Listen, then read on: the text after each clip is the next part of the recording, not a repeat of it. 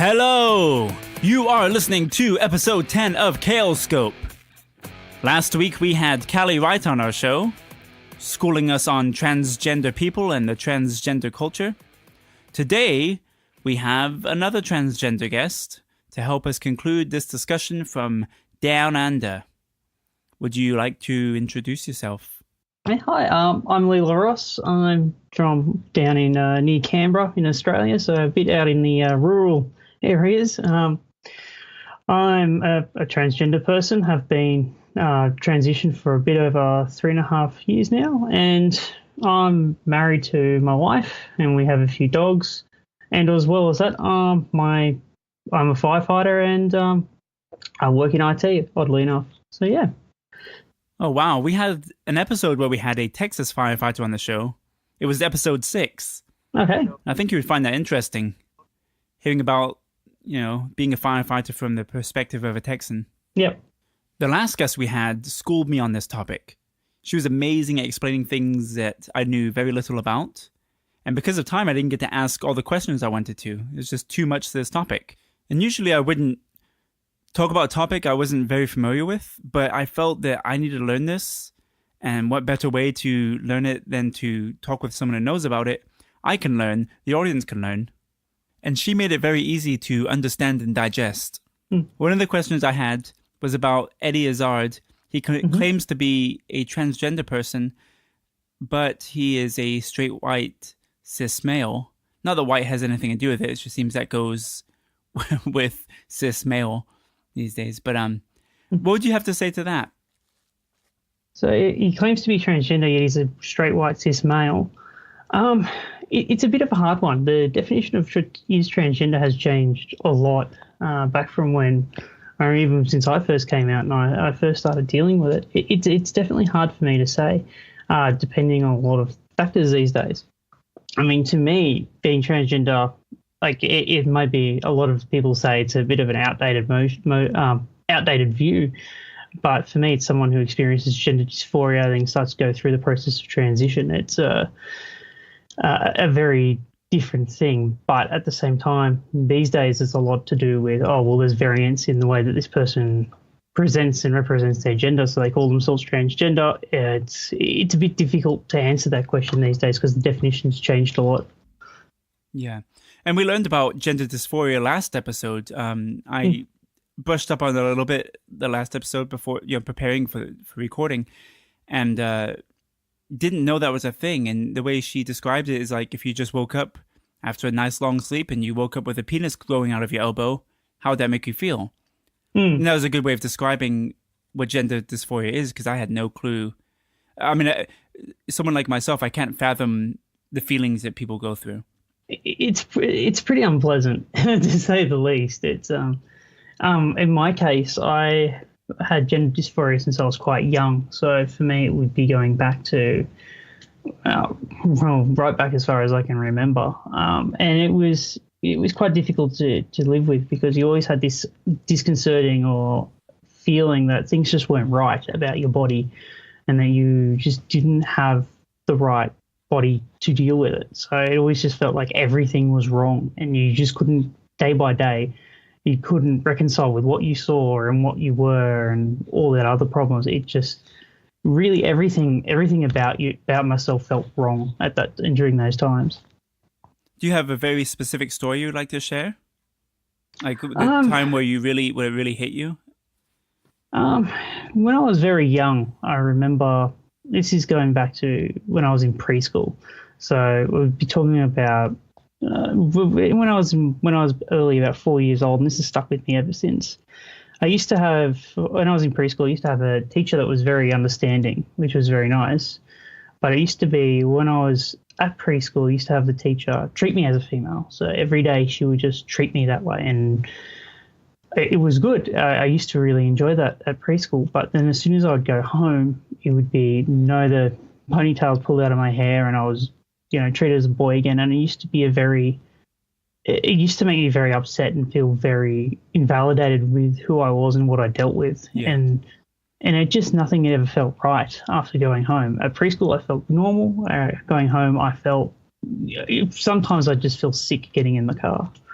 In the last episode, we talked about some of the politics with the transgender community here. We have a wrestler who's a transgender boy who wants to wrestle other boys, but Texas law will not allow it, or Texas state rules will not allow him to wrestle other boys.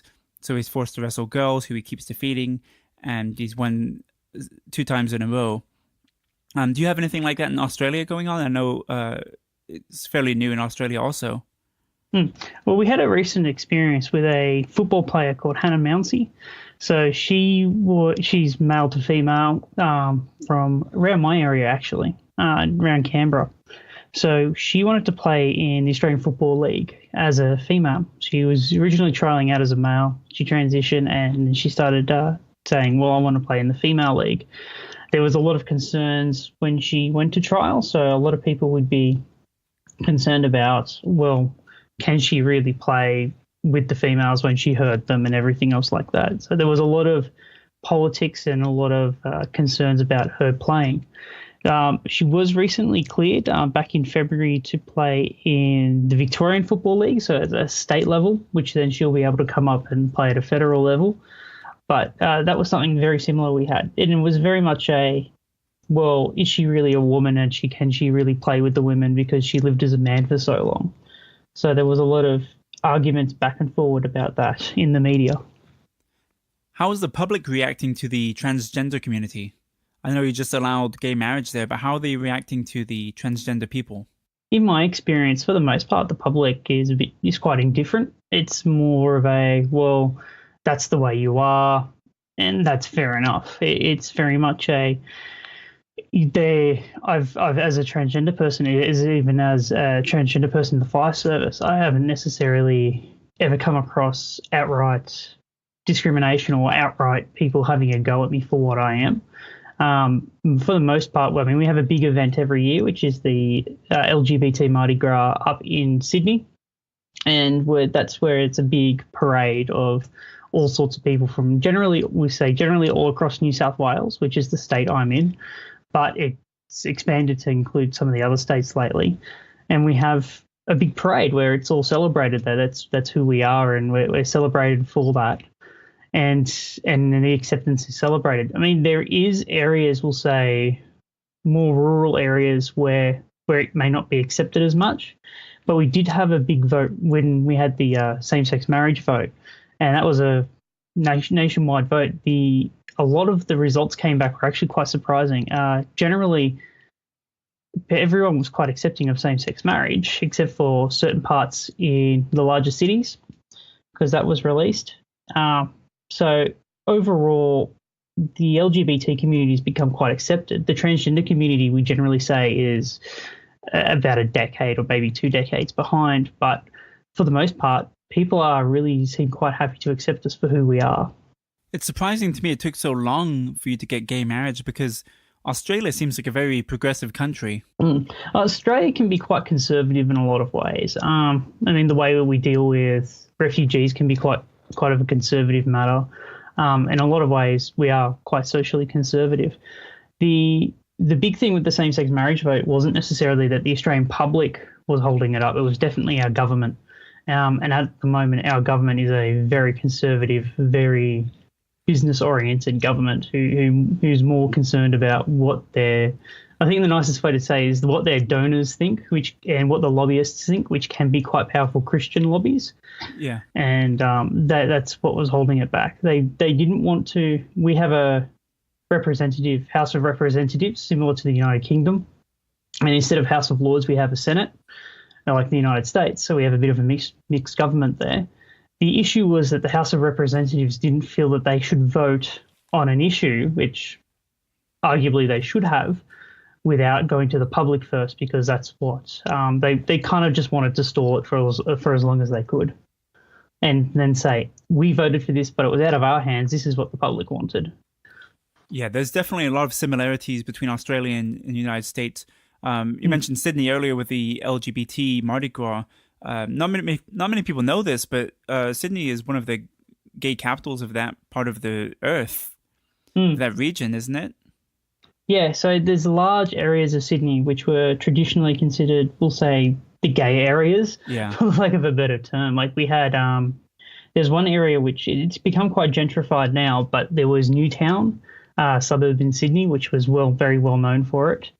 Then you've also got Oxford Street, which is very openly very openly a LGBTI area. Yeah. Yeah, in the United States, the gay city is San Francisco. But every major city has that gay area. Like, for instance, in this city, San Antonio, where I live, it's Main Street. And they've even got the city to potentially pay for, like, the first rainbow crosswalk. Yeah, I was going to say we've got something similar with a rainbow crosswalk up in Oxford Street, as well as then down in Canberra, we've actually got a rainbow roundabout in an area called Braddon.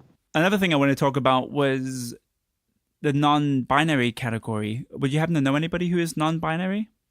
I know of people who are non-binary. I mean, it's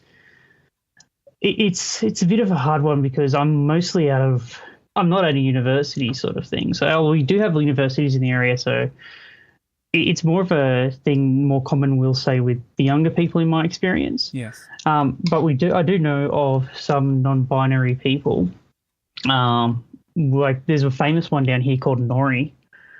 She fought to be able to have unspecified on her passport. So she said that, I believe she still uses the female pronouns. So yeah. I apologize for that if I get that wrong.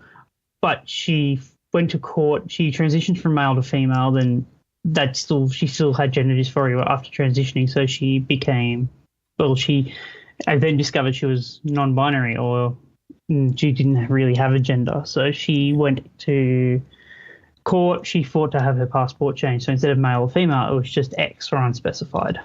I was just going to say, could you define non-binary for people who wouldn't know? But yeah, it's pretty much not claiming a gender or sex. I'm questioning that. Is it sex and gender, or just gender? I believe it's mostly gender, but I do know that there are non-binary people who go through surgery procedures to try and make their body not of any gender.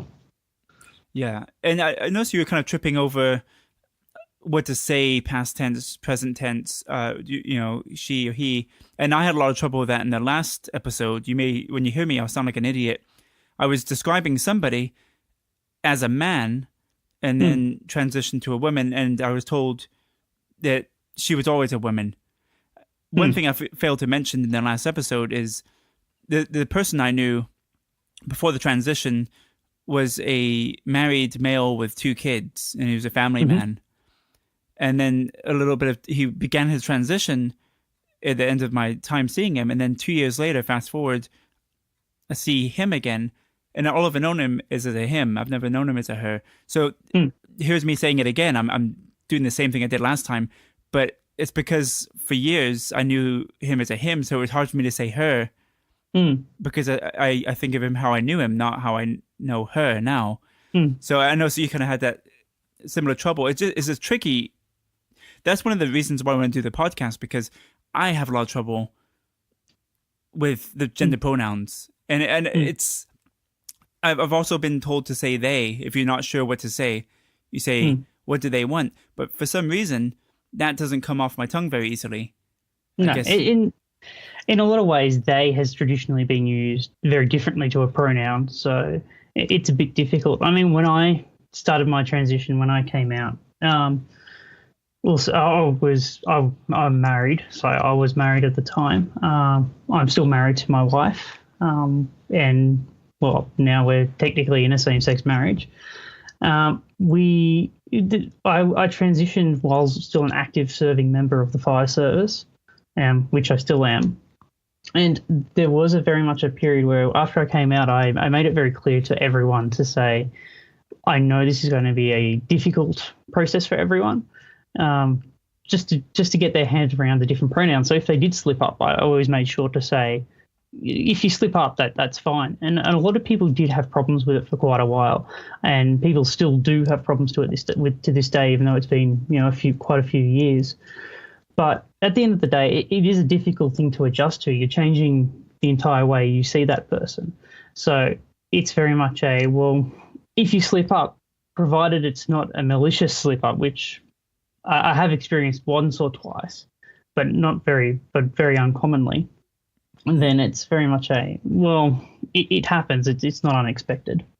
Well, here's me doing it publicly for everyone to hear, and it's being recorded, so I can't go back and change it. But I'm okay with that because I'm learning from it and going forward. You mentioned you're a firefighter, and in episode 6, I spoke with firefighter P-Rod, who came on the show, and he was just talking about firefighter culture in the United States. And one of the things I asked him was, what is it like in the house, like in the firehouse? What are you sat? I think I imagined it like you're sat there with a table in the middle and everyone's playing cards and eating and kind of like socializing and being men. And, it's kind of a macho type of environment. And I was asking, if you ever, are there any women that work with you? He said, no, there's no women that work with us. He's seen other women at work, but not in his, they call district or, what do you call it? Yeah, he's like his area or his. Yeah. Yeah, it's a bit hard with the different terminology is a bit different stateside in Australia. Yeah. Yeah, I'm not sure what they call it. I think it's a district. Yeah, they have different firehouse numbers like number 6 and 8. And anyway, but another thing he was saying, I was asking, are there any gay people as firefighters, male or female? And he said not that he knew of. And so in the United States, it seems like a very more of a macho type of thing. So I don't know how they would react to a transgender person or even a gay person as a firefighter. So it'll be interesting to find that out. There is a movie coming out of a transgender person in the New York Fire Department. I believe it's called Woman on Fire. Oh, really? And it's about her transition within the New York Fire Department. So, and then being such a high-profile fire department, even internationally, it's a pretty big thing to see coming out.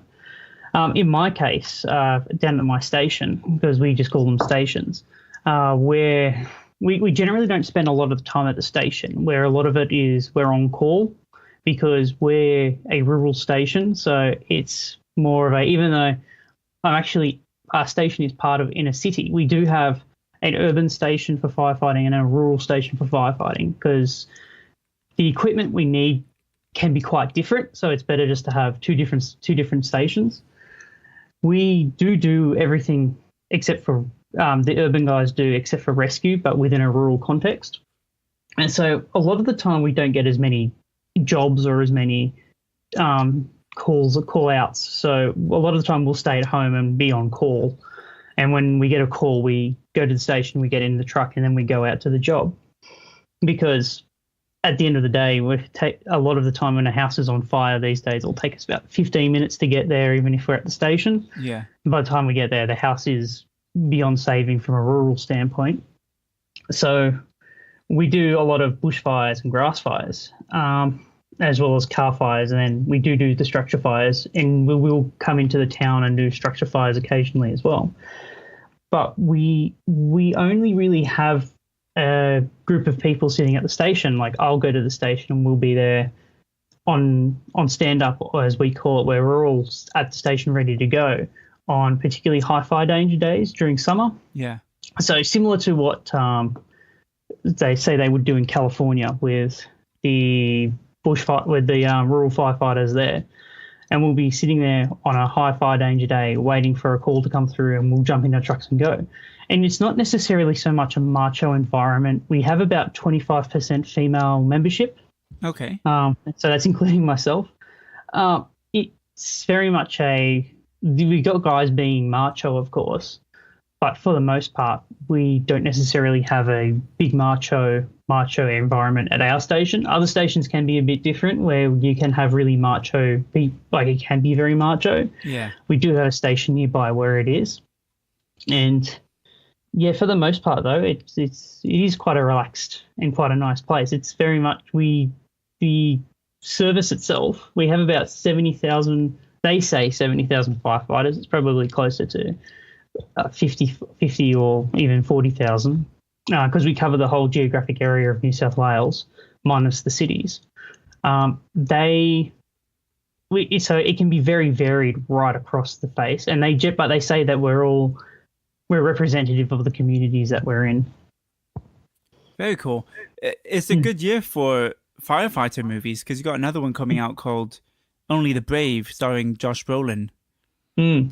Yes, quite a few people are excited about it because it's very much the kind of stuff that a lot of the stuff which we do, which is the bush firefighting and the fighting the big wildfires. Yeah. Where does that one take place? Is that a California film, I you believe think? so. Yeah, Yeah, because they've got a lot of those huge forest fires. mm, yeah, they imported a lot of our gum trees a few hundred years ago, Oh, if yeah. I remember correctly, and they love fire. They cause them. Yeah. I mean, where I live, it's full of gum trees. Where it's pretty much most of Australia is, and they're full of eucalyptus oil. And Oh, the okay. eucalyptus oil itself is flammable. So what will happen is usually during a big fire, we have these big wildfires going on. The fire itself is creating its own weather pattern around it, and we're trying to fight it. And when the fire gets close to these trees will just all the oil in them will vaporize and fly above the tree and explode to spread the Wow. fire even faster. So they're quite insane trees when there's a big fire going.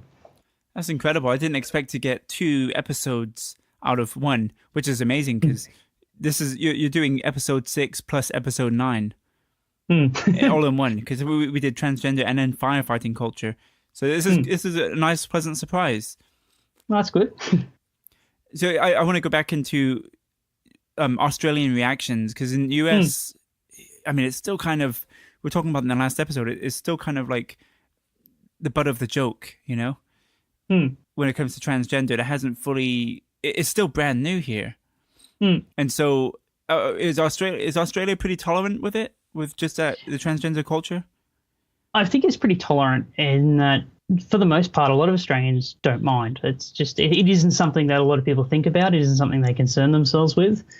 So they don't mind. It's similar to it's exactly the same with, for the most part, the gay community. Most of Australia doesn't really mind because it doesn't affect them, and so they don't go out of their way to get upset about it. The majority of the people who do are mostly to do with well, I was going to say religious minorities, but it's just religious people, like some religious people in general. Yeah. They get very worked up about it and they get very vocal about it. But I mean, one of the guys at my fire station is a Seventh-day Adventist Oh no. who's very religious. But even then, he doesn't mind. He's like, you do what you want.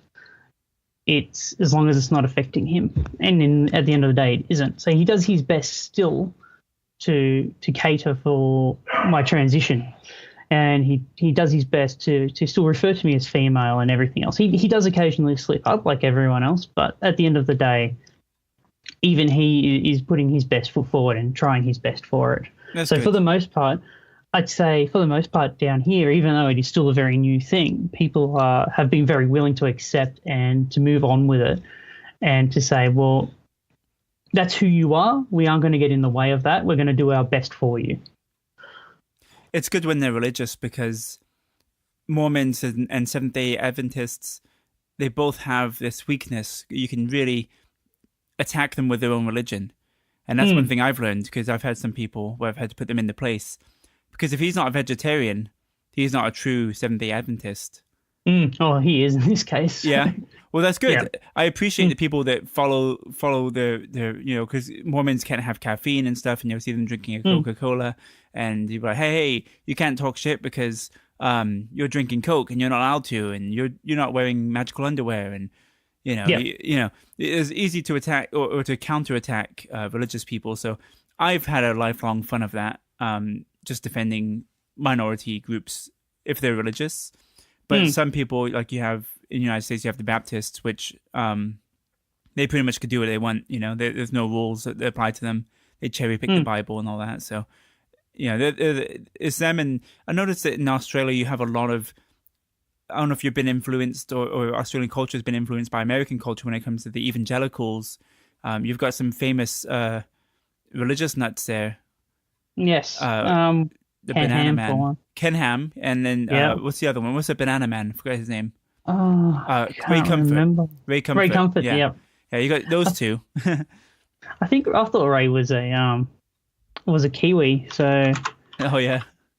Or maybe he is. He might be, yeah. I haven't. I just know he's based in Australia. yeah, it wouldn't surprise me if he's based in Australia. because there's a lot more reach in Australia. And I think at the same time, New Zealand's a lot more progressive than Australia is. Yeah. So it wouldn't surprise me. I mean, evangelical culture, we've had it. It sprouted up a little bit maybe a few years ago. I mean, Australia itself is very influenced by the United States in a lot of ways. Yeah. Like every time America goes off to war, we follow them and that kind of stuff. You have cowboy hats and ranches. Oh, we don't have cowboy hats and ranches. We have slouch hats and farms and settlements, as well as stations like outback sheep stations and things. Yeah. So in a lot of ways, we're different. In a lot of ways, we're very influenced by the US. Yeah. One of the things to do with the evangelicals, though, is we do have a few places, we'll say again in Sydney and maybe in Melbourne, the two largest cities. Yeah. Where you do see the rise of a group called Hillsong. Oh yeah, I know about them. Yeah, so you do get them about. It's just they're not very common, so you don't see them very often. You don't hear from them very much. Their reach is still quite limited in anything they do. They do have, we'll say, the ear of government ministers, but other than that, it's not. They're like, for example, they're one of the reasons that the same-sex marriage vote got held up, because they donate heavily to the Conservative government, which call themselves the Liberals. Oh yeah. And again, yeah, so they were able to hold that up. We also have a few groups like the Exclusive Brethren, but they don't vote; they just donate to government. Oh, okay. To push their political agenda. They've been caught out doing some naughty things like giving gay men chemical castration drugs and things like that. Wow. But for the most part, it's not extremely common here. Yeah, it sounds a lot like the US in many ways. I think Australia is a perfect mix of former you're rebelling against the British, of course, for good reason. They've just kind of abandoned you, and then you've adopted a lot of the culture from America, but also have your own culture based off of the Aboriginal tribes there, and then just creating on your own the way the United States did.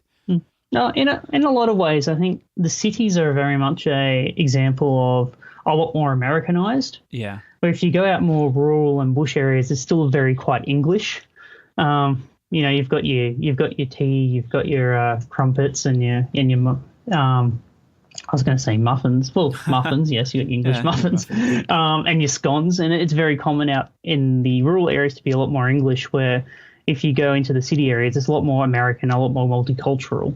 And yeah, it kind of depends which part of Australia you're in to what you experience in terms of culture and the differences. Like, so the rural areas are still very much, it's still very much similar to what it was like early, I wouldn't say early colonial days, but you can definitely still see it there. And a lot of people, America isn't necessarily the most popular country here, so it's been a bit of a funny mix and match. Oh yeah, I was hearing it from Hannibal Buress, how he went to, Hannibal Buress? Mm-hmm. He was saying how he went to Australia, and, he was sitting at a bar, then the lady was asking, where are you from? He was like, oh, I'm from America, Chicago. And he was, and then she was like, "Oh, America! Oh, you got Obama, and he kills babies, and this, and it's just going crazy on him." And like, hey, hold on, what do you? I've never heard Obama being talked about that in that way, and like, what do you mean? Calm down, like, I don't represent all of the United States, but it's funny because it's tough because I remember I'm from England, but I've lived here more than half my life in the United States. And when George Bush was president, I was trying to defend Americans. I was like, oh, look, it's just, they realized they made a mistake. Nobody that I know likes him. Nobody supports him. And then he got elected a second time. And I'm like, okay, America, you're on your own. I can't help you anymore. I tried to defend you and help you out, but you've done it again. And then I don't even want to mention about today's politics, but yeah, it's just they do it to themselves. And it's a lot of ignorance that's been fed, and it's a very weird culture here. Extremely weird. Yeah. I mean, at the end of the day, Australia and America are always going to have, we'll say, a special relationship. We have quite a lot of treaties with one another. We always kind of have each other's backs in the same way that we do with the United Kingdom. So we're kind of really between the United Kingdom and America when it comes to a lot of stuff. So my audience is pretty much a general audience, and the purpose of this podcast is to kind of educate people and try to normalize the transgender community. And so one thing, I mean, do you mind if I ask about your personal life, like what kind of music you're into and films and all that? No, that's fine. So in terms of music, lately I've been listening to a lot of retro wave, so 80s synth style music. Oh yeah, like new wave, yeah. Yeah, like new wave. I also listen to a lot of folk music, so we're going from one extreme to the other. Yeah. So a lot of Australian folk music. So things like, if people want to look them up, Red Gum, which was a band from the early 80s to early 90s, and they were very much a protest band. A lot of their music's really, I love a lot of their music. We've got then the Bushwhackers, which are very Australian music. They're kind of, a lot of people consider them quintessential Australian music, where they sing about early colonial days as well as protest music again on top of that. And then other kind of music I like. They're the main two I've been listening to. But then every so often I'll listen to a bit of pop and just normal everyday music that's in the charts. Yeah. I've never been a fan of rap, so I can't say I've ever listened to it. Yeah, it was all right in the 90s, and it doesn't exist anymore. It's yeah. Just, I'll call it dead, and I think everyone's okay with that. We've still got a bit of a rap culture here. Mostly, yeah, it's a weird one. The rap culture here mostly comes out of the First Nations and the Aboriginal community, and they still use it a lot. Yeah. We have, in terms of movies and TV shows, generally it's whatever's popular at the time. I watch, when Breaking Bad was out, I was really into Breaking Bad. Oh yeah, it's an excellent show. And at the moment, watching X-Files and going through, and we haven't watched too much TV lately, but that's definitely something. Movie-wise, I'm looking forward to seeing Only the Brave, but one of my favourite movies, as lame and as laughable as it is an old movie called Down Periscope, because it's just a ridiculous comedy movie about being on a submarine. I haven't heard of that one. I've got to check that one out. Yeah, it's a ridiculous movie, and it's completely rude and inappropriate, but it's one of my favourites, and I always go back to have a good laugh at it. So, and I mean, I do watch the odd anime from Japan. Oh yeah. But even then, it's not particularly. It's not like to the extent which I would say some people get into it. It's just I do like a lot of their sci-fis. So one of the ones which I've really enjoyed lately is a space battleship Yamato, which is just about a battleship, which really fills the sci-fi itch that I haven't felt that I've been getting from Western media lately. Yeah. How does your wife's family react to you being transgender? Well, my wife's family, we haven't really talked to them for a long time. So, and it's nothing to do with me being transgender. That came out before we sort of ceased talking to them well before that. And it was mostly due to just personality clashes. They didn't like me before either. But my wife's family, I couldn't imagine having too much of an issue because they're LGBT themselves. So okay, it's yeah. Well, that works out. Yeah, it does. It's a bit of a funny one. So I wouldn't. I can't imagine them having too much of an issue. I just say that because a lot of people are fine with it here, but when it comes to parents or even brothers and sisters, that's the ones that have the biggest problem in the United States with people being gay or transgender. There's always one in the family that just resents them and doesn't want to have anything to do with them. Yeah, I'll say in my case with my family, they knew that there was something wrong with me for a long time. So they knew I wasn't happy. They knew I had really bad depression and everything going on for a long time. And they knew that I fought through it and I just kept pushing myself, but they never knew why. So when I eventually did come out as transgender and I went for treatment, everyone was just happy in my family to know what was wrong in that sense. And they were just happy to know that something was being done to treat it and it was being done to move forward. So even my father, who is very much an old conservative bushman, is happy for me because he knows that I'm living a much better life than I had before. You're in Australia, so you're close to Thailand, which is known for one of the most affordable places to go for an operation. Mm. So if you decide to get an operation, will you go there or will you have it done in Australia? I mean, if I do end up getting any of the operations, it will all be within Australia. It's not actually all that common for male to female transgender people to get the operation. So, for the most part, as far as I'm aware and as far as I've experienced personally, for the most part, most transgender male to female transgender people don't actually get it. There's a lot of downsides to getting it as well as the upsides to getting it. For me, it's personally to do with long-term maintenance, long-term care, as well as the immediate time where wouldn't be able to do my firefighting and things like that. I see. So it would actually put me out of operation and put me out of service for a long time. Yeah. And then if I'm out on a job for quite a while, where 16, 17, 18-hour shifts really aren't uncommon, it could put me in a position where, well, I've had something go. I need to do the upkeep, and I can't do the upkeep because I'm on the job. So, for the most part, I haven't. I haven't got it, and I do know quite a few other transgender people who haven't as well. Not for the same reasons, but for similar. Well, I don't necessarily want to deal with the aftercare and maintenance and other issues like that. Yeah. As well as that, there's a big. It's a big invasive operation, so they just don't opt to get it themselves. Yeah, I understand that. Our previous guest on the show had the operation. So now, is that a preference, or is some people's gender dysphoria stronger than other people's?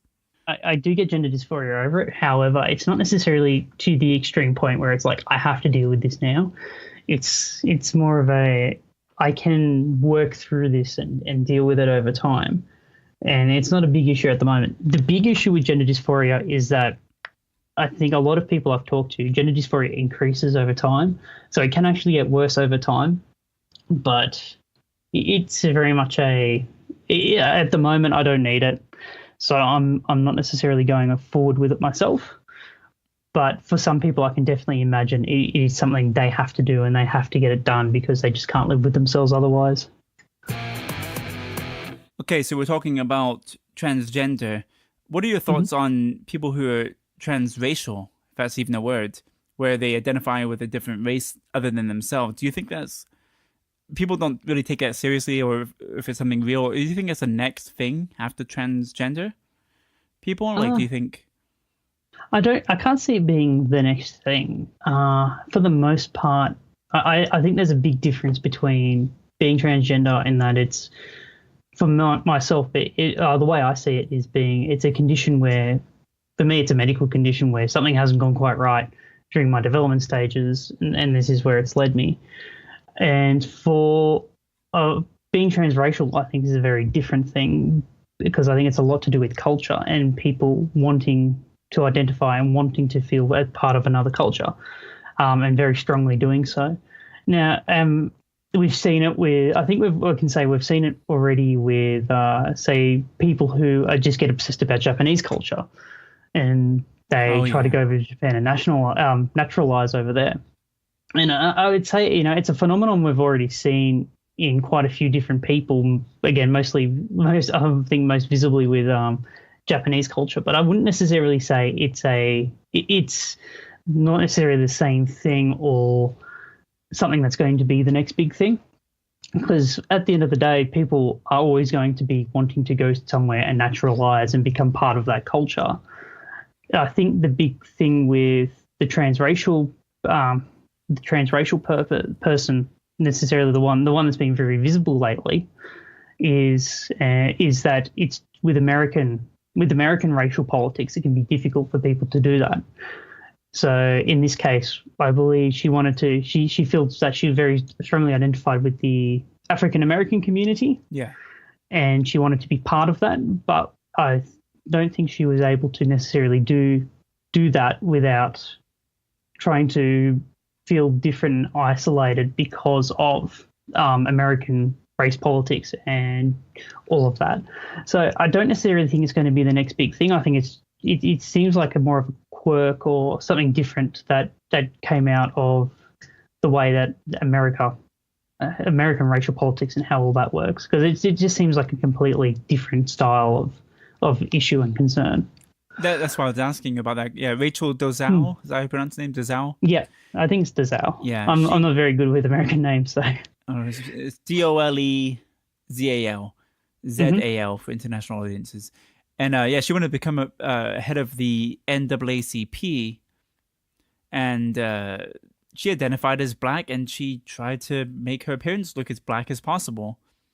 And she looked, like maybe part black, half white, possibly. I'm from a multiracial family.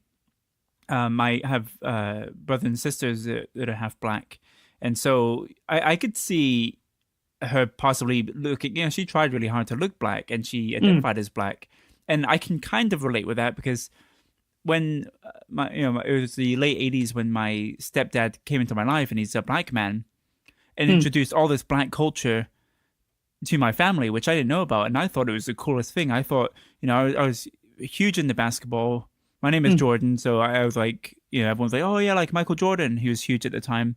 And then you had like 1991, you have MC Hammer and all these, these rappers and stuff, and rap was huge in the early 90s. And yeah, I thought being black was a cool thing, and I felt a bit ashamed. I was like, oh, I wish I could be black and be cool like everyone else. And, and I wouldn't say I had like an identity issue or I didn't feel like I identify as white, even though I'm a white male.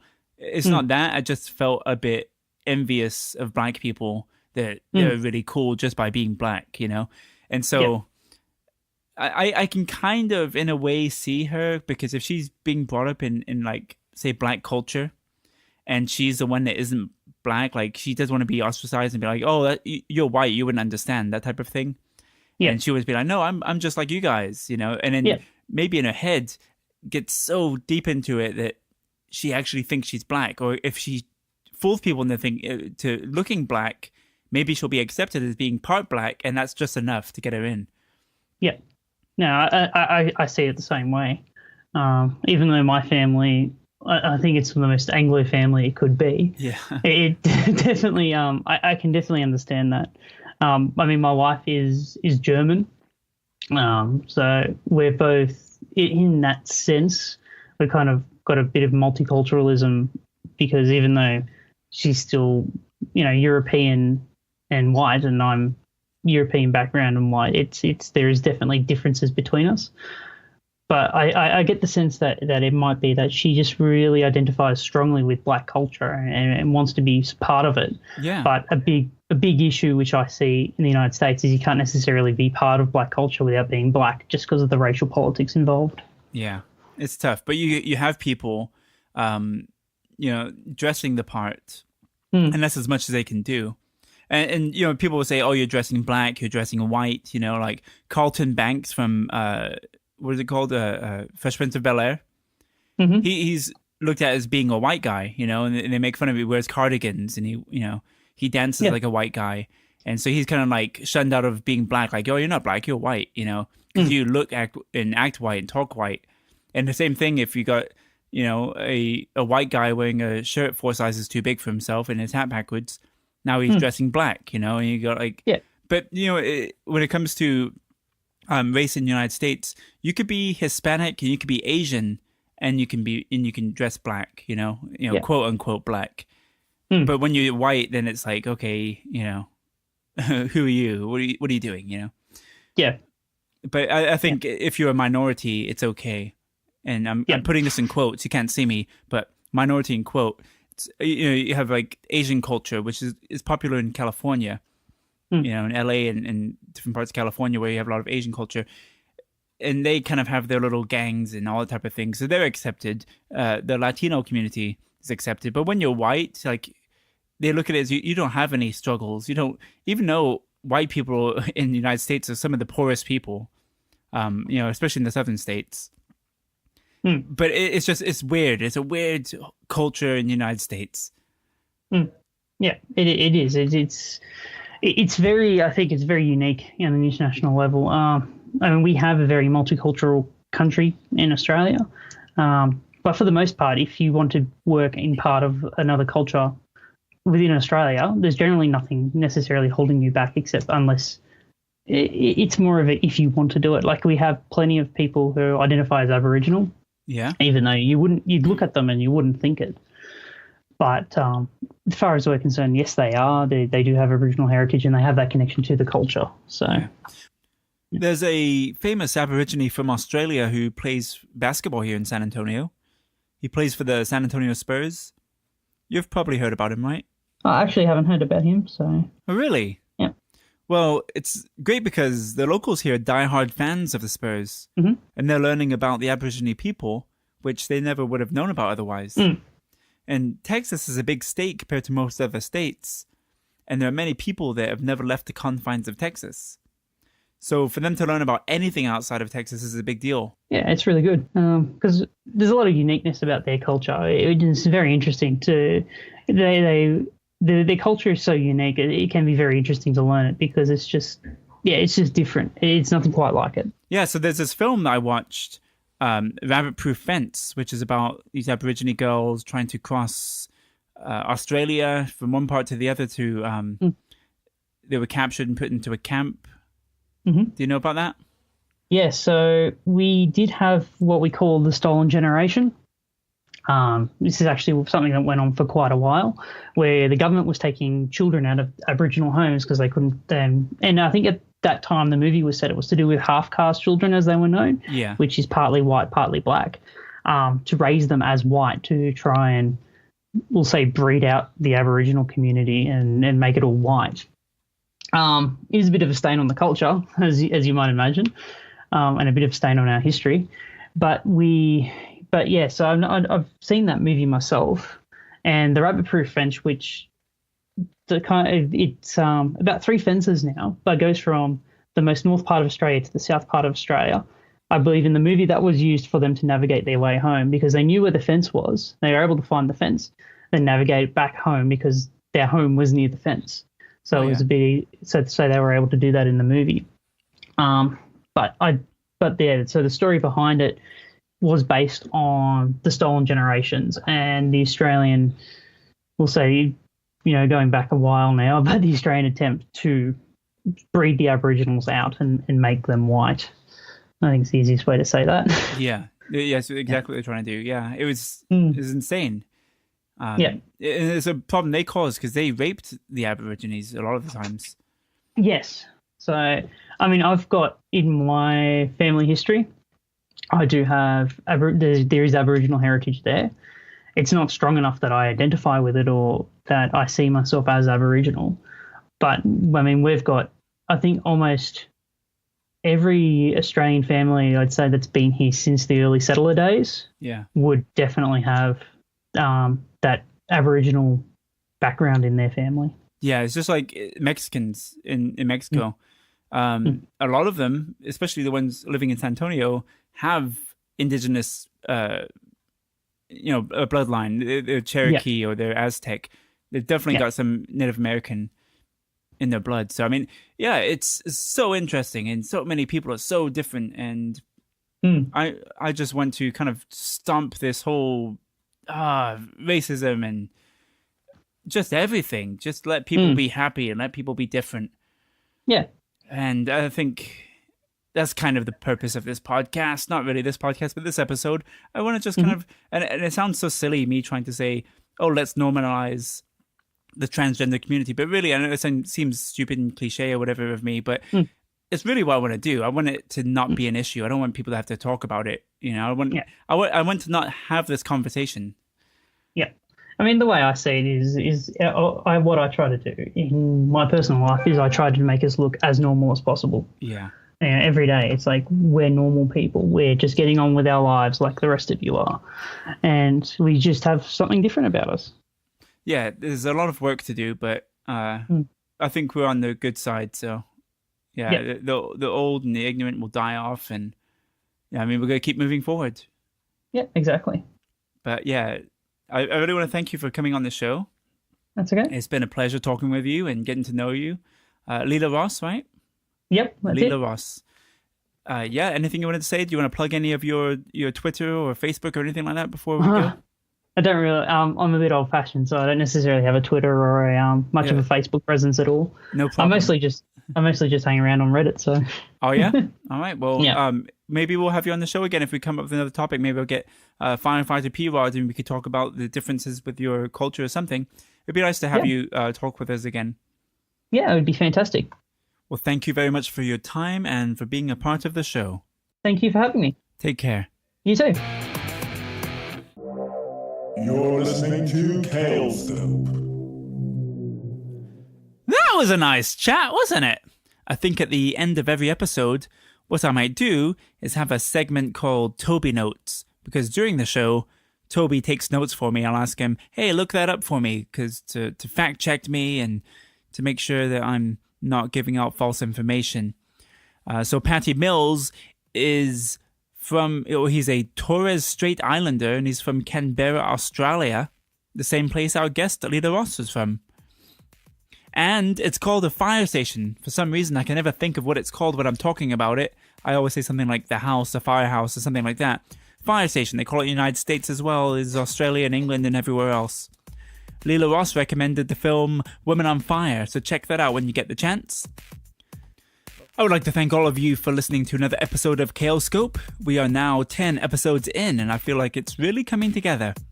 I'd like to thank all my special guests I've had, and my co-hosts, Jasmine, Josh Wayne, and the Nars. And a special thanks to Toby.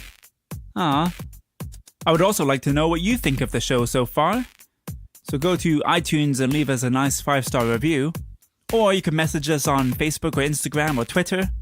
Or if you like, you could call us and leave us an honest message at 240-428-8336. What was that? 240-428-8336. And we will put you on the next episode. We will see you next week. Bye! Bye.